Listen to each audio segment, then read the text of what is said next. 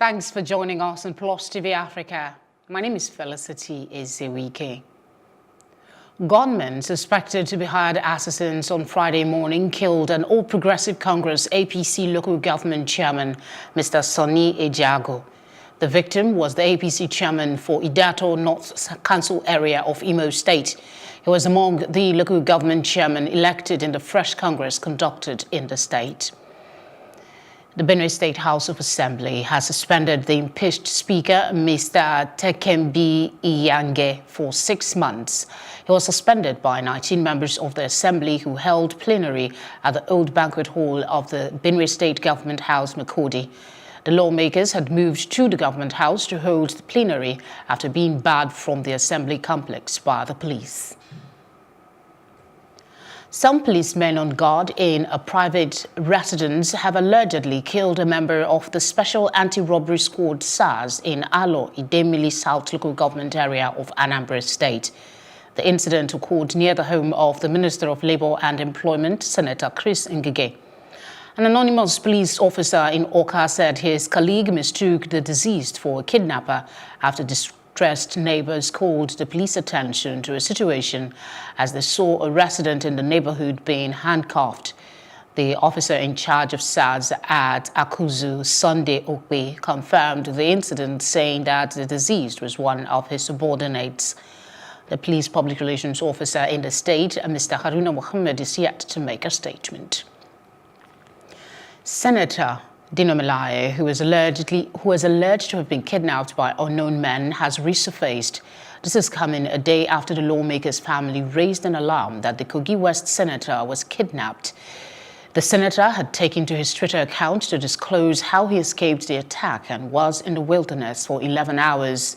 Fellow Senator Ben Murray Bruce yesterday tweeted that Senator Melaye had been kidnapped by unknown gunmen. But Malaye's aide, Gideon Ayodele, yesterday told the media that Senator Melaye escaped the attack by running into the bush and his whereabouts was unknown.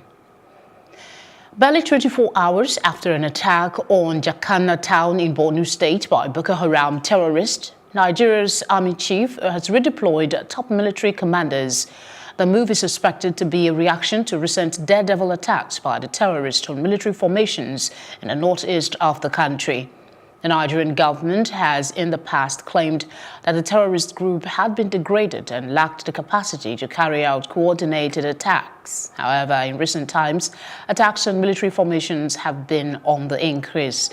Boko Haram has waged an insurgency war since 2012, killing thousands in the northeast and kidnapping hundreds, many of them women and girls. President Muhammadu Buhari today in Abuja lauded France for its commitment to strong regional cooperation in the fight against cross-border crime and terrorism. The president made the commendation at a farewell audience with the outgoing ambassador of France to Nigeria, Denis Gua, at the presidential villa, Abuja.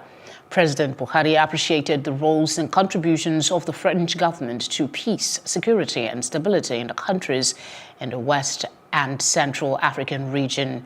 He noted that Nigeria had placed the issue of combating terrorism in the region on international agenda and had received support and solidarity from France in the area of training, information, intelligence sharing, technical and equipment support.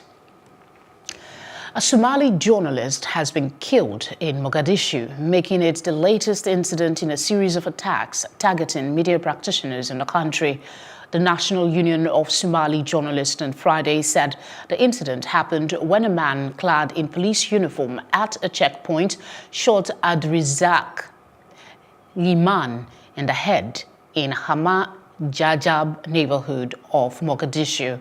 He was pronounced dead within a few minutes.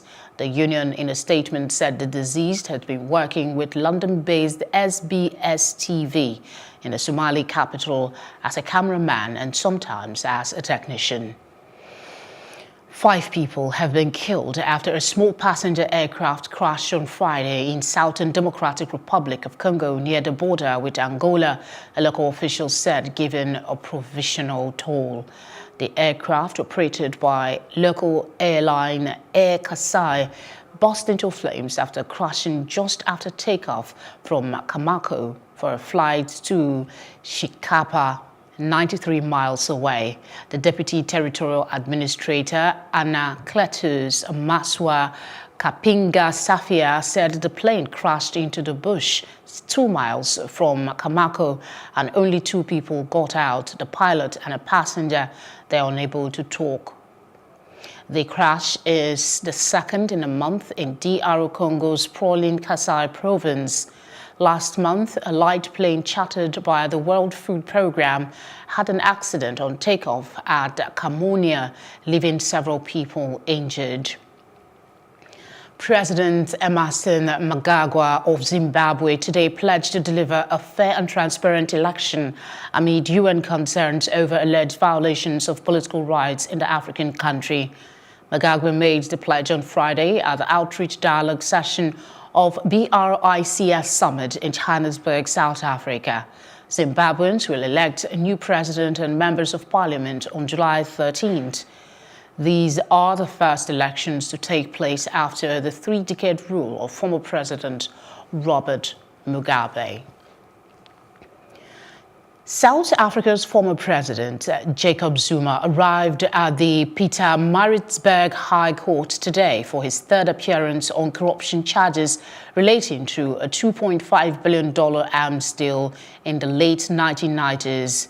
Zuma faces 16 charges of fraud, racketeering and money laundering relating to a deal to buy European military hardware to upgrade South Africa's armed forces after the end of apartheid in 1994. Dozens of his supporters held an overnight vigil in the city and marched through the city of Pietermaritzburg, chanting support for the embattled Zuma. Some supporters claim that Zuma is a victim of politically motivated witch hunt. The trial has provisionally been postponed to November 13th. The High Court also gave a November 16th deadline for his lawyers to file papers for his application for a permanent stay of prosecution.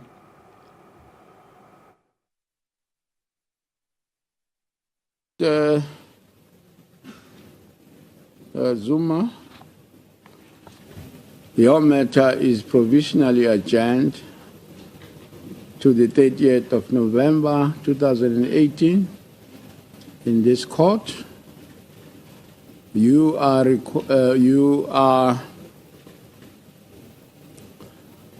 required to attend court on that day, and you will be released as before on your own recognitions. Thank you, Mr. Zuma. To make your excuse, court adjourns.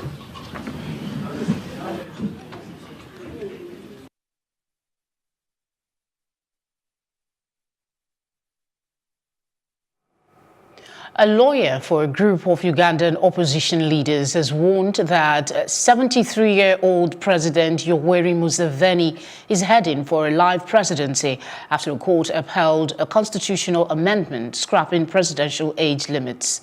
Previously, the law required presidential contenders to be under the age of 75 and would have blocked Museveni, who has been president since 1986, from seeking re-election in polls due in 2021.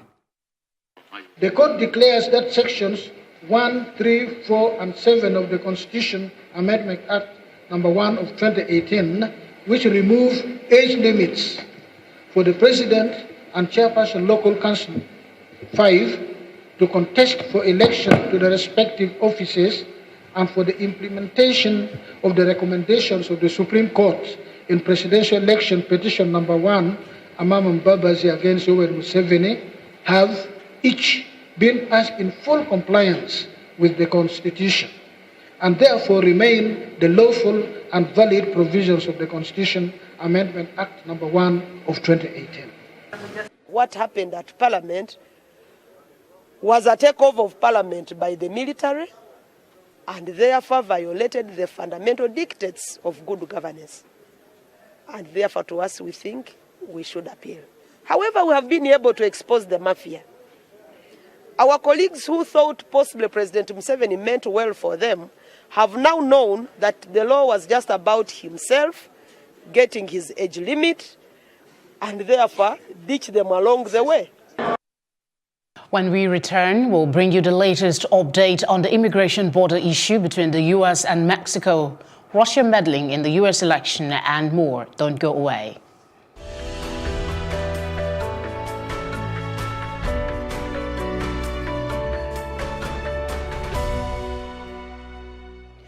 Russian President Vladimir Putin said on Friday he had invited U.S. leader Donald Trump to visit Moscow and was ready to travel to Washington for a new summit. "I am ready to go to Washington," Putin told reporters after a summit of the leaders of the BRICS groups, Brazil, Russia, India, China and South Africa in Johannesburg, adding he had also invited Trump to visit Moscow. U.S. President Donald Trump on Friday denied knowing about the 2016 meeting his son, Donald Trump Jr., and other campaign staff held at Trump Towers with a group of Russians who offered damaging information about Democratic rival Hillary Clinton. He said, and I quote on Twitter, "I did not know of the meeting with my son, Don." He's responding after a CNN report cited his longtime loyal Michael Cohen as saying Trump had known about the meeting in advance. Federal prosecutors in New York are investigating Cohen for possible bank and tax fraud and for possible campaign law violations linked to a $130,000 payment to adult film star Stormy Daniels. The payment to Daniels, who says she had an intimate relationship with Trump, was meant to buy her silence over the affair. Cohen has not been charged with any of the crime as of yet. The United Nations Migration Agency today said that for the fifth straight year, at least 1,500 migrants have died in the Mediterranean. The UN stated that the route between Libya and Italy is the deadliest as it claims the lives of 1 in 19 migrants. Spain, which has overtaken Italy as the preferred destination, has registered nearly 21,000 migrants so far this year, almost more than all of last year, the International Organization for Migration has said. In all, about 55,000 migrants have reached European shores so far this year, against more than double that number at this time last year. Time before yesterday, we passed the number 1,500. It's not unusual. This is the fifth year in a row that many people have died, but it is notable that only once in the last 4 years, so this is the fifth year, and so only once in the previous 4 years has this mark been reached later than this date in July, and that was in 2014 when the emergency was really just starting. Despite incredibly low numbers arriving to Italy, the per capita death, or the rate of death per 1,000 people, may be at its highest point since the emergency began.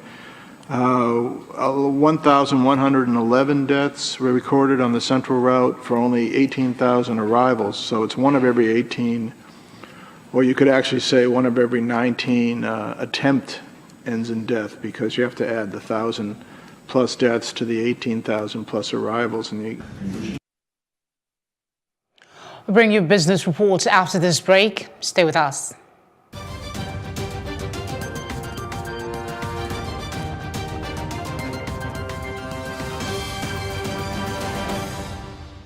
Indications have emerged that the Nigerian Communications Commission is in the final stages of reviewing the deal that will see investment firm Teleology Holdings take over 9 Mobile. Teleology Holdings was picked as the preferred bidder for 9 Mobile in February, following a bid process arranged by Barclays Africa after a debt default forced the telecom firm's lenders to step in. The deal is expected to close in about a week, as revealed by 2 sources with knowledge of the transaction, which has taken longer than initially expected. One of the sources said the NCC was in the final stages of reviewing the deal before signing off Teleology's takeover, adding that $301 million in financing for the deal was in escrow with Afri-Exim Bank. Food fortification has been identified by the World Health Organization, the Copenhagen Consensus, and the Food and Agriculture Organization as one of the top 4 strategies for decreasing micronutrient malnutrition at the global level. The Nigerian Food Processing and Nutrition CEO Forum met with the federal government to discuss how to ensure this is done properly. The Minister of State for Industry, Trade and Investment spoke on this. From the outcome of the meeting that we have just held with the CEOs and the regulatory agencies and of course government, what has come out is that there should be stronger enforcement, even to the point of name and shame for those who do not fortify their products. They've requested for government support in the issues of smuggling, because a lot of smuggled foods that come into the country are not fortified, therefore are cheaper and are more affordable for the people. But what it is that they think is affordable is costing them in their health, which comes up at a later time. Today's gathering gives government an assurance that the industries that we are supporting to grow and expand are also doing not just the right thing, but also the moral thing. And again, abiding by law, because it is law that all food should be fortified. So with their commitment today, it's assuring, and it gives government the impetus to also do more for these industries in the future. On the activities of the Nigerian Stock Exchange today, our business correspondent Irene Ubani brings us up to date on all the trades and deals that took place. The Nigerian stock market has this week recorded a 2 consecutive days rise as the all-share index rose by 0.58% to close at 36,636.97. On the list of top gainers were CCNN, which had a 10% rise, gaining 2 naira 85 kobo, while Dangote Sugar also rose by 10%, gaining 1 naira 50 kobo. Top decliners were Seplat, which dropped by 25 naira, and Berger also dropped by 55 kobo. Topping the charts for top trades was Medview Air. And on sectorial indices, NSE 30 and NSE Industrial gained, while NSE Oil and Gas. Still ahead on Plus TV News is our roundup on entertainment and sports. We're back in a moment. And in entertainment, American singer Justin Bieber sends prayers to Demi Lovato. On Tuesday, the singer, who was taken to a hospital after it was reported she allegedly suffered a drug overdose. According to TMZ, he said Lovato has been sober for 6 years before she confessed in her latest single, Sober. A source close to Lovato said she will return to rehab after she's released from the hospital. Rapper and new mom Cardi B will not be making an appearance at Bruno Mars's The 24 Magic Tour. The new mom took to her Instagram page to make the announcement, referring to safety concerning her baby, culture, as well as her physical and emotional stability, and she regrets cancelling. Bruno Mars also confirmed that Cardi B will not be coming on tour. Oluwatosin Oluwole Ajibade, popularly known as Mr. Easy, on Wednesday asked his followers if they will be willing to put all their property in their spouse's name. The singer did a poll on his Twitter handle with the options including no, yes, I dey mad, and why. Most of his followers opted for the I dey mad option, with no coming in second. And that's it on entertainment. The very best in sports right after this.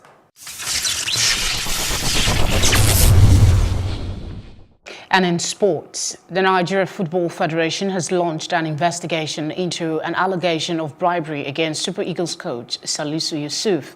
The coach was captured in a video receiving cash from investigative journalists posing as football agents who requested that 2 players be selected for a major championship. NFF Director of Communications Ademola Olajire said in a statement today that preliminary investigation into the matter to assist the Committee on Ethics and Fair Play has commenced. The names of the players were not disclosed, and Yusuf, who is 56 years old, was assistant to Gernot Rau at the recent World Cup in Russia. He has denied any wrongdoing. Wolverhampton Wanderers and Nigeria goalkeeper Kyle Ikeme confirmed his retirement from professional football today following a battle with acute leukemia. The England-born player, who was capped 10 times and named as an honorary 24th player in the Nigerian squad at the recent World Cup, revealed last month he was in complete remission from the disease. The 32-year-old said the support has been incredible. He further said, and I quote, "Every day someone has asked me how I am for a whole year.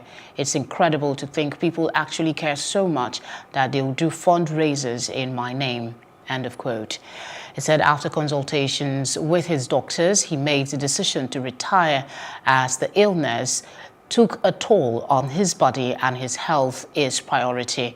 Ikeme played more than 200 games for Wolves, promoted to the Premier League last season, as well as dozens of matches during a series of loan spells. We wish him a speedy recovery. Still in sports, Cristiano Ronaldo will be fined €3.2 million and sentenced to 24 months in prison. Prosecutors said on Friday that Ronaldo is unlikely to serve the sentence after settling a tax evasion case with Spanish tax authorities. Spanish law states that sentences of under 2 years for a first offense can be served on probation. The 33-year-old is accused of evading €5.7 million in taxes. He has since denied the allegations. Ronaldo will be required to pay the €3.2 million fine plus the €5.7 million in back taxes, €1 million in accrued interest, and €250 per day for the 48 months covering the prison sentence. And that's our news roundup of events. We'll be back later with more stories making the headlines. Do join us again. And thanks for watching. My name is Felicity Ezewike.